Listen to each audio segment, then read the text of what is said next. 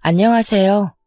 서울에서 장사를 하면서 살고 있는 58세 여성입니다. 저는 22살 어린 나이에 결혼을 해서 하루도 쉬지 않고 일만 하면서 살아왔습니다. 타임머신을 타고 그 시절로 돌아가라고 한다면 저는 죽으면 죽었지 절대 가지 않을 정도로 몸서리 쳐지는 날들이네요. 그렇다고 해서 얼마나 고생했는지 넋두리를 하려고 사연을 보내는 것은 아닙니다. 오늘 제 딸에 대해 이야기하려고 이렇게 글을 쓰고 있는데요. 딸이 안사돈 때문에 마음고생이 심했습니다. 돈이 많다고 저와 제 딸을 사람 취급도 하지 않던 안사돈이 정말 미웠죠. 그 일만 떠올리면 지금도 눈물이 흐를 정도로 억울하고 분합니다. 아버지께서 시장에서 배달 일을 하시면서 사셨거든요. 아침부터 저녁까지 리어카로 시장에 있는 가게들을 돌아다니면서 여러 물건들을 배달해주는 일을 했습니다. 여러 가게 물건들을 배달해주는 일을 했습니다. 시장에 있는 대부분의 가게들이 아버지의 거래처였는데 그 중에서도 생선 가게를 하는 부부와 친하셨습니다. 그 생선 가게에서는 주로 식당에서 주문을 받아서 대량 손질한 다음 생선을 팔았거든요. 손질한 생선을 박스 단위로 나누어서 포장해 놓으면 아버지가 주문한 식당에다가 배달을 해주셨습니다. 이런 식으로 10년 넘게 일하다 보니 가게 사장님과 아버지께서 형 동생 하면서 허물없이 지내셨습니다. 그래서 장사가 끝나면 두 분이서 소주잔을 자주 기울이셨죠. 그때마다 생선가게 사장님께서 신세 한탄을 하셨는데요. 아들놈들이 그런가? 요즘 왜 이렇게 속을 썩이나 몰라. 자식이 아니라 웬수야. 왜 다들 딸 하는지 알겠다니까. 갑자기 그게 무슨 소리야? 무슨 일 있었어? 사장님 아드님 두 분 다 30을 바라보고 있는데도 결혼해서 가정을 꾸릴 생각을 하지 않았다고 해요. 부모만 믿고 매일 술만 마시면서 허송세월 보내고 있다고 하니까 아버지께서 진지하게 고민 상담을 해주었죠. 형님, 원래 부모 마음대로 안 되는 게 자식이잖아요. 때 되면 다 하겠죠. 너무 스트레스 받지 맙시다. 둘 중에 한 놈이라도 사람 구실을 하면 원이 없겠는데 나는 자식 보기 지질이 없나 봐. 아들들이 몇 살이길래 그래요? 여자친구도 없어요? 한 놈은 29살이고 다른 한 놈은 28살인데 자네 딸은 남자친구 있는가? 저번에 보니까 착하고 살림도 잘할 것 같던데. 남자친구는 없는 걸로 알고 있는데 저희 딸이 착하고 야무지긴 하죠. 가진 거라고 쥐뿔도 없는데 그나마 딸이 효녀 노릇하니 다행입니다. 아버지 말대로 저는 일찍부터 철이 들어서 초등학생 때부터 부모님 대신 집안 살림을 챙기기 시작했어요. 해가 뜨기 전에 아버지께서 시장으로 나가 배달 일을 하셨고 엄마는 작은 공장에서 품을 팔고 계셨으니까요. 살림이 넉넉할 리가 없었죠. 집안 살림만 챙긴 게 아니라 고등학교에 들어간 뒤부터 부모님을 대신해서 돈 관리를 도맡아서 했어요. 그러다 엄마 건강까지 안 좋아지자 제가 공장에 나가서 일을 하게 되었습니다. 생선가게 사장님께서 그런 제 사정을 알고 술자리에서 자주 관심을 보이셨어요. 아버지에게 저에 대해 이것저것 물어보면서 관심을 보이다가 뜻밖의 제안을 하였습니다.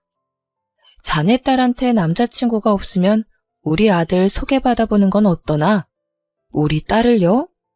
형님, 그게 무슨 말씀이세요? 작은 놈이랑 자네 딸이랑 결혼을 시키자는 거야. 큰 놈은 싹수가 노래서 틀렸고 작은 놈은 마누라가 휘어잡으면 사람 구실은 할 놈이거든. 어때? 아, 예. 생각 좀 해보겠습니다. 갑자기 물어보셔서 당황스럽네요. 어허, 생각은 무슨. 나도 고민해보고 해본 말이야. 그리고 만나보라고 소개만 해주는 거지 결혼시키는 것도 아니지 않나? 둘 다 애인이 없다니까 하는 소리일세. 너도 알겠지만 내가 며느리 데려다가 고생시키는 사람도 아니네. 아버지는 딸이 싫어할 거라고 워낙 남자에 관심 없는 애라 소개해줬다가 마음만 상하실 수 있다고 애둘러서 거절했다고 합니다. 하지만 사장님께서 이미 마음속으로 결정을 내리시고 한 번만 자리를 만들어 보자고 하시더군요. 결국 아버지께서 자초지종을 설명해주면서 남자를 소개받아보라고 하셨습니다. 사이 어색해질까봐 어떻게든 거절해보려고 했는데 완강하시더라. 생선가게 형님이 너를 너무 마음에 들어해서 한 번만 만나봐라. 아들놈은 어떤 놈인지 몰라도 형님이 참 괜찮은 사람이고 집안에 돈도 많아서 만나보면 좋을 거다. 네? 이렇게 갑자기요? 아버지도 참... 만났는데 마음에 안 든다고 하면 어쩌려고 그러세요? 그럼 사이가 더 불편해질 텐데. 생각지도 못한 제안에 당황스러워하니까 엄마까지 거들고 나서더라고요. 사이가 불편해지긴 내가 그분 잘 아는데 이런 걸로 삐지실 분도 아니야. 그냥 가볍게 한번 만나봐. 너도 이제 슬슬 연애 좀 해봐야지. 그럼 딱 한 번만 만나보고 올게요. 다음에 또 만나보라고 강요하시면 안 돼요? 그래, 네가 아무 말도 안 하면 마음에 안 들어하는 걸로 여길 테니까 이야기라도 하고 와봐라. 말은 이렇게 하셨지만 은근히 잘 되길 바라시는 것 같았어요. 생선가게 사장님 아드님을 만나봤는데 성격도 차분하시고 좋더라고요. 너무 조용하지도 않고 너무 활발하지도 않은 분이라 마음에 들었어요. 저랑 말도 잘 통하고 성격이 비슷한 것 같았거든요. 당시에 LP판 모으는 게 취미였는데 집안 사정이 안 좋아서 취미라고 할 수도 없었거든요. 두어 장 정도 있는 LP판을 계속해서 돌려들으면서 힐링을 하고 있었는데요. 그런데 그분도 LP판 모으는 게 취미라는 거 있죠? 저랑 비교도 안 될 정도로 어마어마한 양의 LP판을 가지고 있었어요. 그 말을 듣는 순간 들으러 갈 수 있냐고 물어보면서 급격하게 친해지게 된 것 같아요. 그때부터 현태씨 하던 게 오빠라고 부르며 사이가 가까워졌죠. LP판 때문에 자주 만나다 보니 사귀게 된 건 당연했고요. 오빠와 교제한 지 10개월 정도 되었을 때였습니다. 최근에 아버님이라고 부르기 시작한 생선가게 사장님께서 결혼 이야기를 꺼내시는 거 있죠? 사귄 지도 얼마 안 됐고 결혼 이야기는 아직 이르다는 거 알고 있다. 그런데 너 같은 며느리도 없을 것 같아서 이리 말하는 거다. 지금 결혼하면 이 가게도 주고 고향에 있는 땅도 물려줄 테니까 생각해봐라. 너희들이 결혼 생각이 없다면 큰놈한테 주려고 하니까 서둘러서 정해라. 형한테요? 형 결혼한대요? 저도 모르고 있었는데 아주버님한테 여자친구가 있으셨나 봐요. 게다가 그 여자친구에게 덜컥 애가 생기는 바람에 갑자기 결혼을 하게 되었다고 합니다. 아버님께서는 하는 일도 시원치 않고 갑자기 여자를 데려와 결혼하겠다는 놈을 믿을 수 없다고 하셨죠. 남편 보고 네가 훨씬 낫다며 이렇게 야무지고 똑똑한 여자도 없으니 결혼을 하라고 하셨습니다. 아버님께서 절 칭찬해주는 건 좋았지만 결혼까지는 아직 이르다고 생각했는데요. 그런데 또 아버님이 가지고 있는 땅이 10억 정도 된다고 하니 눈이 휘둥그레해졌습니다. 솔직히 결혼할 나이가 됐기도 했고 이만한 남자도 없을 거라고 생각하고 상견례 자리를 잡았습니다. 이때까지는 정말 행복했죠. 아버님, 어머님께서 저를 반겨주신다는 생각이 들었습니다. 하지만 오직 엄마만이 무언가 이상하다고 느끼셨나 봅니다.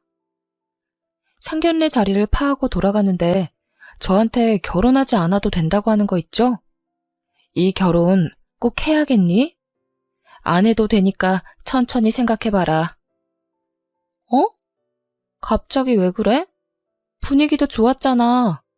나 없는 사이에 아버님이랑 어머님이 이상한 말씀하셨어? 아니, 시장 사람들이 들은 말이 있는데 네 남편이 노는 것만 좋아하는 한량이라고 하더라. 너희들이 오래 만난 것도 아니고 이러다 이혼하는 거 아닌가 해서 걱정이 되네. 에이, 소문 믿지 마. 그 사람들이 오빠랑 친하게 지낸 것도 아니잖아. 아무것도 모르면서 그런 말 한 걸 거야. 그럼 네가 야무지게 잘할 수 있지? 남편 믿지 말고 네가 경제권 다 가져오고 돈 관리해. 이상한 도박하고 여자 만나서 돈 갖다 주는 거 아닌가 감시하고. 알겠어. 엄마는 도대체 무슨 소문을 들은 거야? 저는 시장 바닥에서 떠도는 소문이 뭔지 궁금했지만 엄마는 끝까지 알려주지 않았습니다. 제가 말한 대로 뜬 소문이기도 하고 알아봤자 득볼 거 없다며 파혼할 마음이 생기면 이야기해주겠다고 했죠. 저도 시장 바닥에 오래 있어 보니 여기 토박이 사람들이 얼마나 남 이야기하는 걸 좋아하는지 알고 있었습니다. 그래서 그냥 사소한 이유로 남편이 미움을 받기 시작해서 이상한 소문이 난 거라고 생각했는데요. 그거 말고는 별다른 걱정이 없었습니다. 어릴 때부터 집안 살림을 도맡아서 해와서 시댁살이가 무섭게 느껴지지도 않았어요. 오히려 다른 데서 고생하는 것보다 시댁살이가 훨씬 나을 거라고 생각했죠. 매일 끼니 걱정해야 하는 저희 집보다는 시댁 형편이 100배 더 좋아 보였거든요. 그런데 결혼을 하고 보니 아무도 생선가게를 운영할 생각이 없어 보였습니다. 둘째 아들이 결혼했다며 시장 바닥을 돌아다니며 자랑한 후부터 가게로 출근하지 않으셨거든요. 이러다가 나한테 일하러 가라고 하겠다 싶었는데 역시나 아버님께서 남편과 저를 불러 가게로 나오라고 하시더군요. 너희들 내일부터 가게에 나와서 일해라. 너도 이제 가장이니까 집에서 놀 생각하지 말고 슬슬 생선가게 물려받을 생각해야지. 저랑 남편이 생선가게로 가서 일을 하기 시작했지만 남편이 틈만 나면 자리를 비우고 도망을 갔어요. 시어머니는 그런 남편을 못 본 척 눈 감아주면서 남편이 해야 하는 일까지 제게 시켰습니다. 저는 새벽같이 일어나서 아침 식사 준비를 해놓고 가게에 나와서 생선을 다듬으면서 손님들을 맞아야 했죠. 너무 힘들어서 다리가 후들거리고 아무리 자도 피곤했습니다. 오후가 되면 저희 아버지가 리어카를 끌고 가게에 들리셨는데 아버지 얼굴을 볼 때마다 눈물이 나오더라고요. 가게 일이 힘들지? 처음엔 힘들어서 눈물도 나오고 그런다. 힘들어도 참아야 해. 이러다가 곧 적응돼서 괜찮을 거다. 아버지께서 저를 안쓰럽게 바라보는 게 느껴졌어요. 그래서 저는 괜찮다고 괜히 아버지 보니까 눈물이 나오는 거라고 둘러대고 눈물을 닦아냈습니다. 하지만 아버지 말대로 적응이 되지는 않더군요. 제가 일한다고 시아버지께서 아예 쉬기 시작하셨거든요. 덕분에 요령만 피우는 남편과 저를 부려먹으려고 드는 시어머니와 함께 장사를 하게 되었습니다. 이제는 버티기가 힘들어졌죠. 너무 힘들어서 숟가락 들 힘조차 없어서 식사를 거르고 누워있는 일이 잦았습니다. 그런데 시어머니께서 이런 제 모습을 보고 오히려 화를 내시더라고요. 또 누워있어? 겨우 이 정도 가지고 뭐가 힘들다는 거야? 나는 가게 없을 때 길거리에 쪼그리고 앉아서 장사한 적도 있었어. 손님 놓칠까봐 화장실 참다가 병도 생겼다. 거기에 비하면 넌 호강하는 줄 알아. 제가 힘들어할 때마다 시어머니께서는 그렇게 옛날 이야기를 늘어놓으셨습니다. 시부모님께서 무작정 상경해서 시장에서 노점상을 시작하셨거든요. 죽기 살기로 장사해서 가게도 차리고 어느 정도 돈도 모으게 되신 것 같았습니다. 시어머니는 내가 고생했으니 너도 한번 당해봐라는 식으로 제게 일을 시키셨죠. 제게 한풀이 하듯이 과거에 쌓인 스트레스를 풀려고 하더라고요. 시어머니의 분풀이 대상으로 찍혀서 새벽부터 밤 늦게까지 장사와 집안일로 정신이 하나도 없었습니다. 그런데도 남편은 장사나 집안일 어느 것 하나 도와주지 않고 나몰라라 하더군요. 더 기가 막힌 건 아주버님이었습니다. 아주버님께서 돈이 궁해지면 슬그머니 가게로 나타나 시어머니에게 귓속말을 했습니다. 시어머니께서 돈을 주는 걸 보아하니 보나마나 돈을 달라고 한 것이겠죠. 당연히 시아버지께서는 시어머니께 남편과 아주버님에게 돈을 주지 말라고 여러 번 당부를 하셨어요. 또 돈을 줬다고? 내가 주지 말라니까 기어코 줘서는. 며느라, 혹시라도 네 남편이 돈을 달라고 하면 절대 주지 마라. 그러다 버릇 나빠져서 평생 못 고친다. 시아버지께서 첫째 아들이든 둘째 아들이든 돈만 생기면 술이나 도박에 손을 댄다고 하시더라고요. 결혼 후 무책임하면서 제게 무관심한 남편의 모습을 봤기에 아버님 말이 사실이라고 생각했습니다. 그런데 아주버님께서 저를 만만하게 보셨는지 다짜고짜 돈을 달라고 요구하셨죠. 재수씨, 오늘 장사는 잘 됐어요? 지금 엄마가 없어서 그런데 50만 원만 줘봐. 돈이 필요하면 일을 해요. 저기 쌓여있는 생선 4장부터 버리고 물 청소 좀 하면 드릴게요. 뭐? 지금 나한테 뭐라고 했어? 제가 이렇게 나올 줄 몰랐는지 아주버님께서 험악한 표정을 지으셨습니다. 하지만 산전수전 다 겪은 제가 겁을 먹을 리가 없었죠. 세상에 공짜가 어디 있어요? 앞으로 돈이 필요하면 일을 하세요. 그 전에는 10원 한 장도 못 줘요. 아주버님은 기가 막힌다는 표정으로 욱박질렀지만 저는 한마디도 지지 않고 받아쳤습니다. 저한테는 씨알도 안 먹힌다는 사실을 알았는지 아주버님이 저를 피해서 시어머니께 돈을 뜯어갔어요. 그래서 저는 참지 못하고 어머님께 쓴소리를 내뱉고 말았죠. 어머님, 아주버님한테 돈 주면 안 되잖아요. 아버님께서도 절대 주지 말라고 신신당부하셨는데 왜 자꾸 주시는 거예요? 이게 내 돈이지 네 돈이야? 넌 참견하지 말고 시키는 일이나 해. 어디 버릇없이 시애미한테 눈을 부릅뜨고 대들고 있어? 첫째 아들이라는 놈이 시어머니 돈으로 술과 도박을 하고 있으니 집안이 잘 돌아갈 리가요. 이러다가 집안이 거덜날 것 같아서 어쩔 수 없이 제가 나섰습니다. 저 말고는 가게 운영에 신경을 쓰지 않아서 벌어들이는 수익이 형편없었거든요.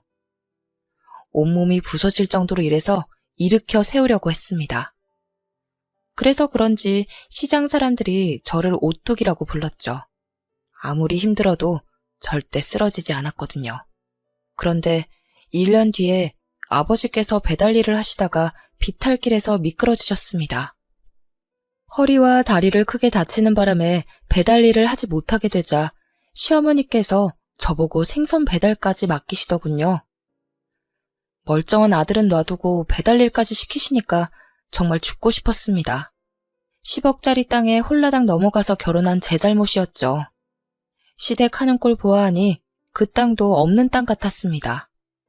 생각 없이 사는 사람들한테 땅 타령을 하며 따질 수도 없어서 그저 생선가게 운영하는 데에 집중했습니다. 어쩌면 이 가게가 제 가게가 될 수 있었으니까요. 오전에 생선을 다듬고 장사 준비를 마치면 아버지께서 배달을 하시는 동안 점심을 먹고 잠시 쉴 수 있었습니다. 그런데 이젠 그 시간에 배달을 나가야 해서 혼이 나갈 것 같았는데요. 남편과 아주버님은 도와주기는커녕 계속 사고만 치셨습니다. 해가 뜰 때 집에 들어와서 하루 종일 자고 밤에 어딜 나가길래 도대체 뭘 하고 있나 추궁했더니 아주버님 따라 도박을 하고 있는 것 같더라고요. 제가 모르는 사이에 도박빚 때문에 대출을 받고 있었습니다. 그 자리에서 이혼하자고 실랑이를 벌이고 있는데 아버님께서 나타나서 제 편을 들어주셨습니다. 이 멍청한 놈이 너까지 도박을 해? 너 같은 놈들도 아들이라고. 폭언을 퍼부으면서 남편을 때리니 제 속이 다 시원해지더군요. 아버님께서 남편 보고 무릎 꿇고 사과하라고 독촉해서 도박해서 미안하다는 사과도 받았습니다. 이런 식으로 제 편을 들어주고 제 앞에서 남편을 혼내주는 시아버지가 있어서 지옥 같은 시집살이를 견딜 수 있었죠. 아버님께서는 저를 몰래 불러서 술 한 잔을 사주며 저를 위로해 준 적도 있었습니다. 아가, 많이 힘들지? 오늘은 이 한 잔 마시면서 다 풀어버리자. 감사해요, 아버님. 아버님 아니었으면 저 이미 이혼했을 거예요. 그래, 나도 너 아니었으면 이놈의 집구석 오고 싶지도 않았을 거다. 진짜로 요즘 집으로 안 오시던데 어디서 주무시는 건가요? 다른 사업이라도 하고 계세요? 제가 콕 짚어서 물어봤는데도 아버님은 대답해주지 않으셨습니다. 그 뒤로 시아버지께서 가게는 물론 집까지 자주 오지 않는 일이 잦았는데요. 어쩌다 한 번씩 집에 들리시면 제 손을 잡고 따뜻하게 위로해 주셨습니다. 어휴, 그 곱던 손이 3년 만에 이 꼴 되다니. 결혼시킨 내가 죄인이다, 죄인. 전 괜찮아요, 아버님. 그런데 왜 자꾸 집에 안 들어오세요? 혹시... 저는 다른 여자가 생기신 거냐고 물어보려다가 시어머니가 없는 걸 다시 한번 확인했어요. 그리고 목소리를 낮춰서 물어보았죠. 아버님, 저한테는 솔직하게 말씀하셔도 돼요. 어머님 몰래 다른 살림 차리신 거예요? 네 시엠이랑은 이혼만 안 했지 이미 예전부터 별거하고 있었다. 철 안 든 자식놈들 걱정돼서 왔다 갔다 하는 것이지. 시엠이랑은 거의 남처럼 살고 있어. 어쩐지 시아버지께서 말도 없이 외박하시는데 시어머니는 신경을 쓰지 않는 눈치셨어요. 제가 적응을 했다고 생각하셨는지 날이 갈수록 아버님 보기가 더 힘들어져서 심적으로 힘들어지더라고요. 대신 딸아이가 1살, 2살 먹어가면서 제게 힘이 되어주었습니다. 우리 민영이는 얼굴이나 성격도 저를 빼다박아서 아주 똑부러지고 부지런했습니다. 어렸을 때부터 제 어깨를 자주 안마해주고 편지를 써서 주는 아주 어른스러운 아이였는데요. 그런 아이가 어느새 다 커서 대학을 졸업하게 되었네요. 얼마 전에 취직했다며 독립을 하는 바람에 의지할 사람도 없어졌습니다. 제가 외롭게 가게를 해내가고 있는데 시어머니께서 자꾸만 이상한 행동을 하시더라고요. 갑자기 깜빡깜빡 하시더니 집 주소를 잊어버리거나 전화번호를 까먹는 일이 자꾸 생기셨습니다. 치매기가 있는 것 같아서 병원에 가보니 치매는 물론 원래 있던 당뇨까지 심해져서 요양원으로 가게 되었는데요. 시부모님이 없다고 해서 자유로워진 것도 아니었죠. 남편과 아주버님은 여전히 날건달처럼 살고 있어서 골칫거리였습니다. 아직까지 저보고 돈을 달라고 하시니까 어머님 생각이 많이 나더라고요. 돈을 주기 힘든 날에는 잔소리를 하며 남편과 아주버님을 내쫓았거든요. 그런데 이제 그러지도 못하니 남편과 아주버님이 장사를 방해하는 일이 잦아졌습니다. 제가 아무리 목소리를 높이고 핀잔을 줘도 듣지도 않아서 이상하게 시어머니가 그리워졌습니다. 그새 미운 정이 생겼는지 얼른 나와서 남편이랑 아주버님 좀 혼내달라며 매일 요양원에 들러서 시어머니의 상태를 살펴드렸는데요. 그러다 몇 달 뒤에 시어머니가 세상을 떠나셨어요. 제게 정겹게 구시지는 않았지만 집안 식구로 오랫동안 같이 사신 분이었으니까요. 조금 더 사근사근하게 대하며 애교 부렸으면 어머님도 마음을 여시지 않았을까 하는 생각도 들었습니다. 그렇게 시어머니를 떠나보내고 장사하는 데만 신경 쓰면서 살 무렵이었습니다. 저희 딸이 잘나가는 사업가의 아들과 결혼한다고 하더군요. 상견례 자리를 가지기 전에 저희 집으로 불러서 얼굴을 보니 생긴 것도 훤칠하게 생겼고 말투도 귀티났습니다. 하는 일을 물어보니 딸이 다니는 회사의 원청회사 직원이라고 하더군요. 비즈니스 문제로 자주 만나다가 사귀게 되었는데 알고 보니 사위가 원청회사 회장의 아들이었던 겁니다. 저는 딸아이가 이런 남자랑 결혼하게 돼서 너무 기뻤죠. 저와는 다르게 꽃길을 걸을 거라고 생각했습니다. 하지만 상견례 자리에서 안사돈을 만난 뒤로 그런 생각이 싹 사라졌습니다. 제가 생선 가게를 한다는 사실을 알고 안사돈이 제 몸에서 비린내가 난다고 비웃더라고요. 어디서 비린내가 나나 했더니 사돈한테 나는 거였네. 내가 코가 예민해서 미안해요. 향수라도 뿌릴래요? 생선 냄새가 심해서 머리가 아프네. 네? 생선 냄새요? 저 씻고 왔는데 무슨 말씀하시는 거예요? 아유, 아니에요. 제가 말 실수했네요. 그런데 생선 팔아서 혼수하실 수 있으시겠어요? 어려우시면 말씀하세요. 무리하지 않으셔도 돼요. 저는 안사돈이 원하는 만큼 맞춰보겠다고 했지만 안사돈은 대놓고 저를 비웃고 있었습니다. 길거리 노숙자를 보는 것처럼 안쓰럽게 쳐다보더니 한숨을 푹 쉬는 거 있죠? 아유, 됐어요. 혼수 마련하다가 빚더미에 앉으면 안 되잖아요. 아, 머리 아파.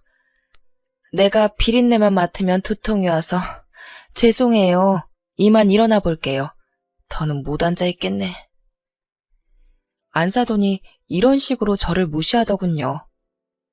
제가 결혼하지 말라고 말리니 딸아이가 눈물을 흘렸습니다. 자기는 이 사람 아니면 안 된다는 거 있죠. 게다가 사위까지 절 찾아와서 어머니께서 원래 냄새에 예민하셔서 말실수를 하신 것 같다고 석고대죄했습니다. 딸이랑 사위가 이렇게 하는데 결혼 반대하기가 좀 그랬습니다. 사돈이야 어쩌다 한번 볼 텐데 제가 참으면 된다고 생각했는데요. 그런데 딸아이를 결혼시키고 나니 저한테 하던 갑질을 딸한테도 하더군요. 안사돈이 수산시장에서 손질도 하지 않은 생선을 2박스나 가져왔습니다. 그 생선들을 깔끔하게 손질하라고 시켜서 딸아이가 못한다고 했죠. 생선 손질이요? 전 이런 거 못해요. 한 번도 안 해봤어요. 뭐? 생선 장수 딸이 생선 손질을 못해? 못하는 척 하지 말고 빨리 다듬기나 해. 네? 저는, 딸아이가 당연히 생선 냄새를 맡고 헛구역질을 했습니다. 저희 딸이 어릴 때부터 비위가 약해서 비린내가 나는 건 먹지도 못했거든요. 그걸 그 자리에서 알아놓고 안사돈이 매번 생선을 사와서 딸아이에게 손질을 시켰습니다. 참다 못한 딸아이가 친정에 와서 그동안 당한 짓을 전부 다 이야기했습니다. 내가 비린내 못 맡는다고 말씀드려도 계속 생선을 가지고 오시는데 어떡해? 시어머니 때문에 더는 못 참겠어. 확 이혼할까봐. 뭐? 이혼? 엄마도 안 한 이혼을 네가 한다고? 그러니까 엄마가 결혼 말릴 때 그만뒀어야지. 괜히 고집 부려서는. 아니, 내가 이럴 줄 알았냐고. 나도 후회돼. 마음에 안 든다고 이혼하면 세상 사람들 다 이혼하겠다. 엄마도 이혼 안 하고 꾹 참고 버틴 거 알고 있잖아. 이참에 생선 손질도 해보자. 죽을 때까지 안 할 수는 없으니 이제부터 하나씩 해봐야지. 남편도 시어머니 편만 들고 내 말은 듣지도 않는데 어떻게 살아. 시댁에 내 편이 한 명도 없어서 너무 힘들어. 네 남편도 사정이 있는 거겠지. 무작정 싫다, 짜증난다고 말하지 말고 차분하게 각자 사정을 이야기해보자고 해봐라. 생판 남남이 만났는데 어떻게 매사에 마음이 맞겠니? 각자 살아온 환경이 달라서 생각하는 마인드도 다를 거 아니야. 딸이 안사돈 때문에 못 살겠다고 신세한탄을 할 때마다 저는 딸의 하소연을 들어주면서 다독여 주었어요. 시댁살이를 해본 터라 딸의 마음고생을 누구보다 잘 알고 있어서 걱정이었습니다. 마음 같아서는 당장 안사돈에게 달려가 왜 내 딸을 구박하고 못 살게 구냐고 따지고 싶었는데요. 그랬다가는 집안 싸움이 될 것 같아서 딸에게 넓은 마음으로 이해해라, 참으라는 말밖에 해줄 수 없었습니다. 그러다 저의 조언을 후회하게 되는 날이 찾아왔습니다. 안사돈의 환갑날에 참기 힘든 모욕을 당했거든요. 그날의 기억은 평생 잊혀지지 않을 것 같습니다. 환갑잔치 이야기를 꺼내려고 다 같이 모여서 식사를 하던 날이었습니다. 어색한 기류가 흐르자 제 딸아이가 슬그머니 본론을 이야기하였죠. 어머님, 곧 회갑이신데 그냥 넘어갈 수는 없잖아요. 환갑잔치라고 알아볼까 하는데. 요즘 환갑잔치 하는 사람이 어디 있니? 좋은 식당에 예약해서 친척들만 모시고 식사나 하자. 좋은 식당이요? 땡땡 식당은 어떠세요? 저번에 여기 밥 맛있다고 하셨잖아요. 뭐? 땡땡 식당? 설마 땡땡동에 있는데 말하는 거니? 사돈은 자기가 바라던 규모의 식당이 아니었는지 인상을 쓰더라고요. 딸아이가 그럼 어느 식당이 좋냐고 물어봐도 대답을 해주지 않았어요. 으유, 됐다. 그냥 거기로 예약해라. 그런데 왜 이렇게 비린내가 나는 거지? 자기 맘대로 안 된다고 이런 식으로 또 눈치를 주려나 봅니다. 갑자기 손수건을 꺼내 코를 막더니 주위를 두리번거리다 저와 눈이 마주쳤습니다. 사위도 당황스러워하며 어떻게든 사돈을 말리려고 했죠. 아무 냄새도 안 나는데 무슨 비린내가 난다고 그래. 네 코에는 이 냄새가 안 난다는 말이야? 너무 지독해서 현기증이 나는데? 안사돈은 제게 눈총을 주다 못해 다른 친척들에게 제가 시장에서 생선을 팔다가 와서 비린내가 나는 거라고 이해해달라는 말을 하더군요. 친척들의 시선이 제게 쏠리자 수치스러워져서 금세 얼굴이 달아오르고 말았습니다. 더 이상 앉아있을 수가 없어서 자리를 박차고 나오니 사위는 급히 따라 나와서 거듭 사과를 했습니다. 장모님, 죄송합니다. 저희 엄마가 또 무례하게 대해서 정말 죄송합니다. 제가 그러지 말라고 말씀드렸습니다. 이제 이런 일 없을 겁니다. 이런 일이 더 이상 없다고 하더라도 제가 받은 상처는 지워지지 않을 것 같습니다. 결국 그동안 쌓인 서러움에 눈물이 솟구쳤고 사위가 보는 앞에서 눈물을 보이고 말았죠. 딸아이도 따라 나오다 제가 우는 모습을 보고 소리를 질러댔습니다. 말했다며. 당신이 어머님이랑 잘 이야기해서 다시는 그러지 않게 하겠다며. 그런데 왜 이러는데? 됐어. 나 이혼할게. 엄마, 나 그냥 이혼할 거야. 나도 당한 거 많고 더 이상 이렇게 못 살아. 지금 당장 이혼해. 마음 같아서는 저도 이혼하라고 하고 싶었지만 그럴 수가 없었습니다. 내가 참을 테니 나 때문에 이혼하지 말라고 딸아이의 손을 잡으면서 말하였죠. 그 말을 듣자마자 딸아이가 제 품에 안겨서 펑펑 울고 말았습니다. 그렇게 한바탕에서 잠잠해지나 싶었는데요. 역시나 시댁에서 문제가 생기더군요. 바깥사돈이 실수를 하는 바람에 오랫동안 하던 사업이 휘청거렸습니다. 기획이사가 바깥사돈에게 새로 파트너가 된 회사를 소개하면서 투자를 하자는 말을 꺼냈거든요. 이때 잘못된 선택을 하고 말았죠. 사장님, 이번에 저희들과 새로 거래를 트게 된 회사입니다. 아주 전망이 밝고 탄탄한 회사라서 사장님이 투자하시면 좋을 것 같아요.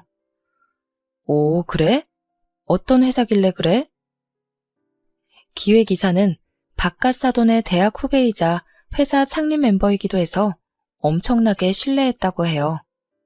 15년 넘게 바깥사돈과 함께 같이 해온 동료라서 투자에 대한 정권을 주었는데 사기를 당하게 되었습니다. 파트너 회사에 투자한다고 해놓고 투자금을 조금씩 횡령했던 거죠. 조금씩 공금이 빼먹다 보니 회사도 자금 압박을 받게 되었는데요. 그제서야 무언가 수상함을 느낀 바깥사돈이 정밀 회계감사를 해보고 그동안 모르고 있었던 기획이사의 비리를 알게 되었던 겁니다. 하지만 그놈은 휴가를 핑계로 도망을 가버린 상태였고 그놈이 빼간 공금이 무려 15억에 가까웠다고 해요. 더 큰일은 내부 비리가 업계에 알려지면서 거래하던 회사들이 하나씩 거래를 중단한 것이었습니다. 자금 압박에 이어 매출도 떨어지니 버티기 힘들어져서 은행에 대출금 상환 연기를 신청했다고 합니다. 하지만 그마저도 거절당하고 어음을 막지 못하고 회사가 부도나버리고 말았죠. 바깥사돈의 사업 실패로 졸지에 빚더미에 나앉게 된 사돈댁이 집을 팔게 되었습니다. 한마디로 길거리에 나앉게 된 것이었는데요. 딸아이가 제 집으로 찾아와 이 사실을 전부 다 이야기해 주었습니다. 엄마, 나 이제 어떻게 해? 시댁이 알거지 신세가 됐는데 어쩌면 좋아. 딸이 울면서 집은 이미 경매로 넘어갔고 살림살이에는 압류 딱지가 붙어버렸다고 설명해 주었죠. 게다가 사위의 월급까지 압류되었다는 말을 듣고 헛웃음을 지었습니다. 안 사돈이 충격을 받고 알아 누워버렸다고 하네요. 제가 안 사돈에게 무시당했던 걸 생각하면 꼴 좋다고 하고 싶었지만 딸을 생각하면 그럴 수가 없었죠. 그래서 딸아이를 위해 시댁으로 갔습니다. 사돈이 헬쑥한 얼굴로 시댁 문을 열어주길래 딸아이한테 이야기 다 들었다고 했죠. 다 듣고 왔어요. 집에 압류 딱지까지 붙었다면서요?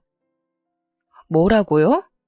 참, 남이사 압류 딱지가 붙든 말든 이야기 다 들었다면서 무슨 이야기가 더 듣고 싶어서 온 거예요?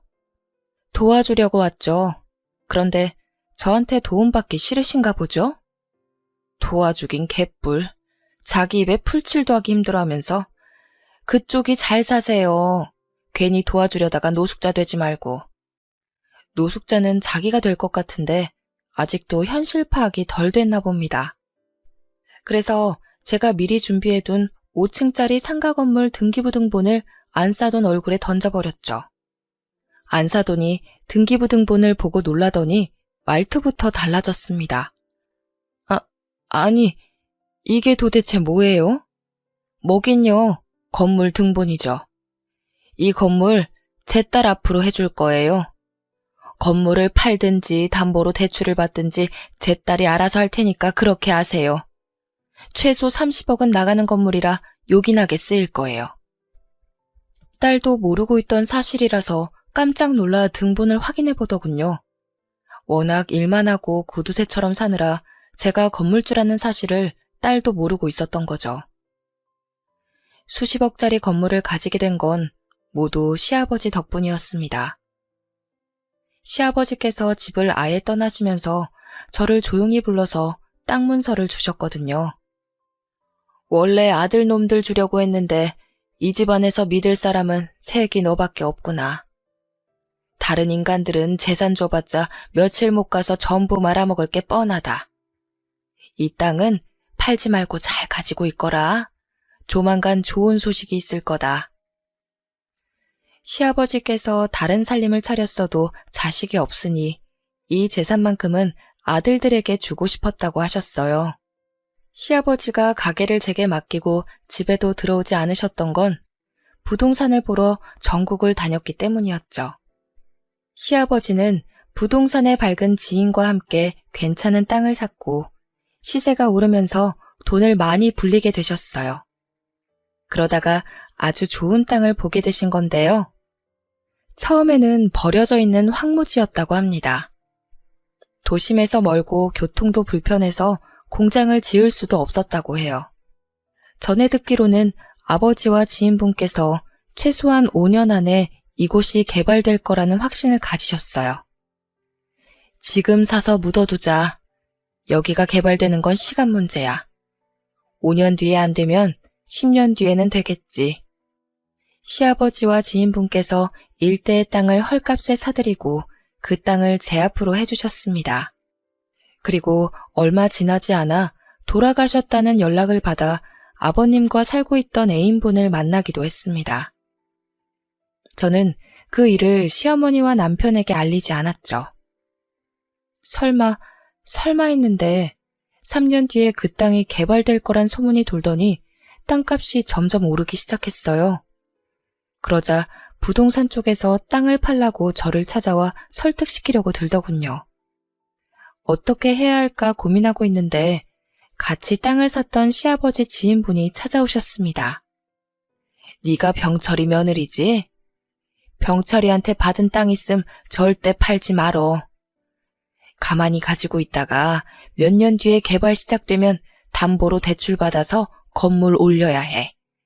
그래야 건물주 될 수 있어. 네, 알겠습니다. 말씀하신 그대로 할게요. 저는 그분 말대로 해서 건물주가 되었지만 끝까지 그 사실을 숨겼습니다. 하지만 세상에 비밀은 없는 법이라 제가 건물주란 사실을 시어머니께 들키기도 했어요. 어머님께서 제가 확인차 떼어놓은 등본을 보시더니 저한테 욕을 퍼부으시더라고요. 이런 요망한 년 같으니 네가 감히 나를 속여? 그 건물 당장 내놔. 어머님, 건물이라니 지금 무슨 말씀하시는 거예요? 니년한테 건물 있는 거 다 알고 있다. 니년 서랍에서 내가 다 확인해봤어. 뭘 확인하셨는데요? 서랍에서 본 게 있으면 가져와 보세요. 뭐? 분명 내가 방금 들고 왔는데.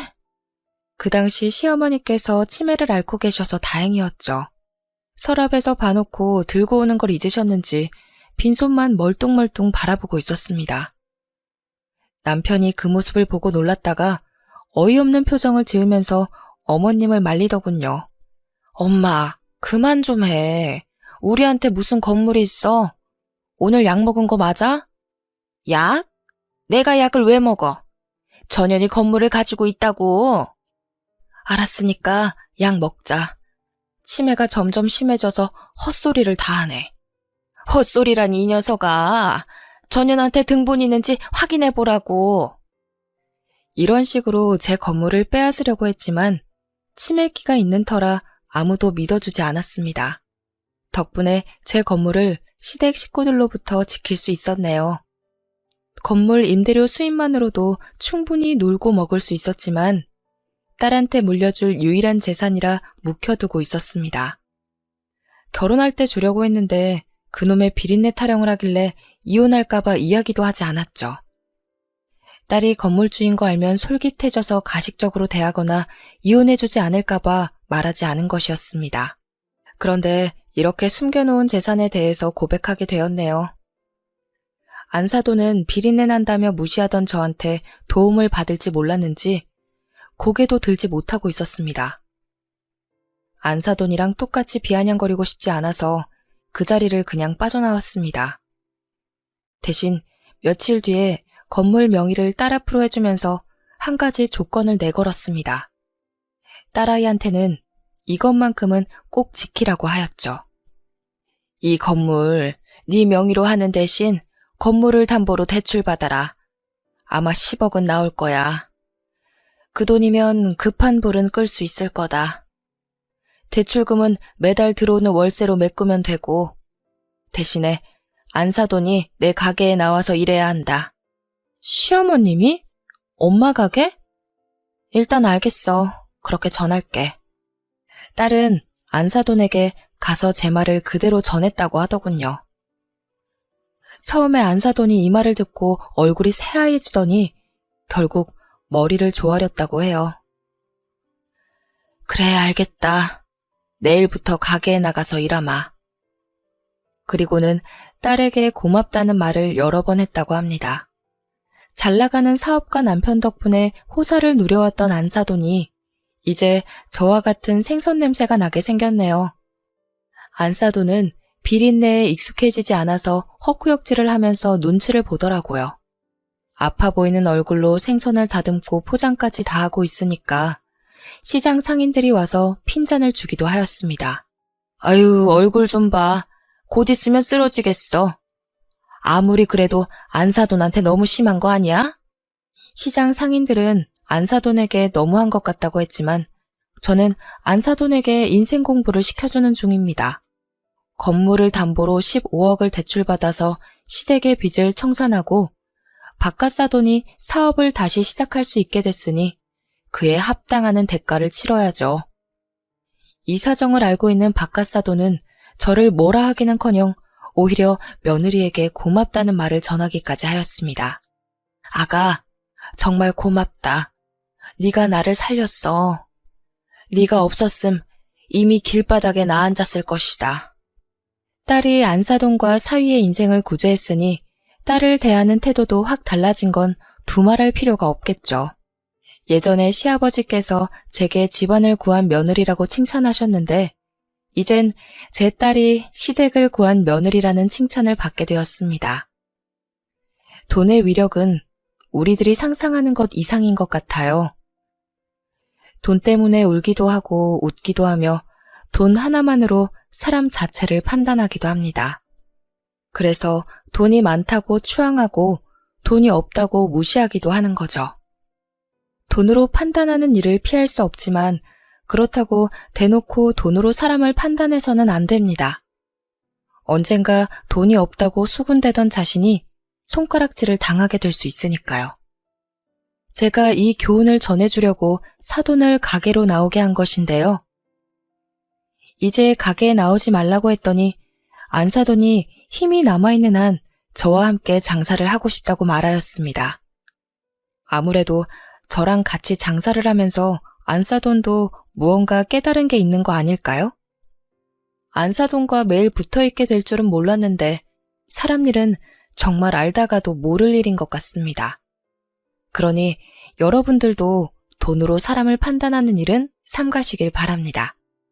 이만 사연글 줄이면서 여러분들의 행복 또한 바라도록 하겠습니다. 감사합니다.